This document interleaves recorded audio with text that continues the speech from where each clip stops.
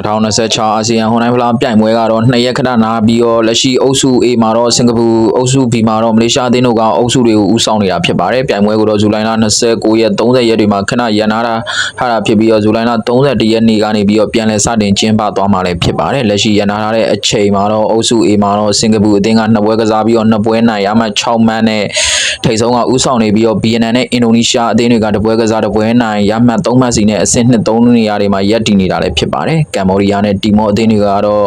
2ပွဲကစားထားပြီးတော့2ပွဲသလုံးရှုံးရမှတ်မရှိသေးတာလည်းဖြစ်ပါတယ်အုပ်စု B မှာတော့မလေးရှားအသင်းက2ပွဲကစား2ပွဲနိုင်ရမှတ်6မှတ်နဲ့ထိပ်ဆုံးကဦးဆောင်နေပြီးတော့ထိုင်းအသင်းက2ပွဲကစား2ပွဲနိုင်ရမှတ်3မှတ်မြန်မာအသင်းက2ပွဲကစားပြီးတော့2ပွဲနိုင်2ပွဲရှုံးရမှတ်3မှတ်စီနဲ့အဆင့်2-3နေရာတွေမှာရပ်တည်နေတာလည်းဖြစ်ပါတယ်ဖိလစ်ပိုင်ကတော့2ပွဲကစားပြီးတော့2ပွဲရှုံးလာအိုကတော့2ပွဲကစားပြီးတော့2ပွဲရှုံးနဲ့2သင်းစလုံးကတော့ရမှတ်လုံးဝရရှိထားခြင်းလည်းမရှိသေးတာလည်းဖြစ်ပါတယ်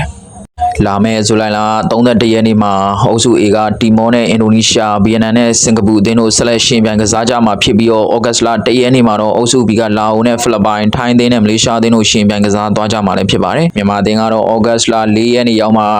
အုပ်စုရဲ့တတိယပွဲစဉ်ဖြစ်သူနာကွင်းမှာလာအိုအသင်းနဲ့ရှင်ပြိုင်ကစားသွားကြမှာလည်းဖြစ်ပါတယ်လက်ရှိအနေထားအရအုပ်စု A မှာနောက်တစ်ဆင့်တက်ဖို့စင်ကာပူကအခြေအနေကောင်းနေတယ်ဆိုပေမဲ့လည်းအုပ်စုအကျက်ပွဲ2ပွဲဖြစ်တဲ့ BNN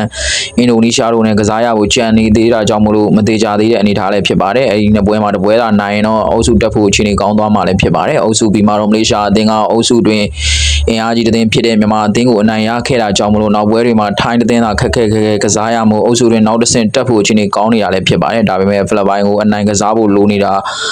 ဖြစ်တာကြောင့်မလို့အုပ်စုတက်ဖို့တော့မသေးကြသေးတဲ့အနေအထားပဲဖြစ်ပါတယ်ဒါကြောင့်မလို့အားကြောင့်အာဆီယံဟွန်တိုင်းဖလားကတော့နောက်လာမယ့်ပွဲတွေကပို့ပြီးတော့အကျိတ်နဲ့ရှိလာမှာပဲဖြစ်ပါတယ်ဒုတိယကမ္ဘာဖလားကြည့်နေရသလိုအာဆီယံဒေသတွင်ကျွန်တော်တို့မြန်မာအပါအဝင်ပြိုင်ပွဲအကောင်းအသင်းတွေရဲ့ပွဲစဉ်တွေကိုစောင့်မျှော်ကြည့်ရှုအားပေးကြဖို့လဲတိုက်တွန်းနှိုးဆော်အပ်ပါတယ်ဗျာ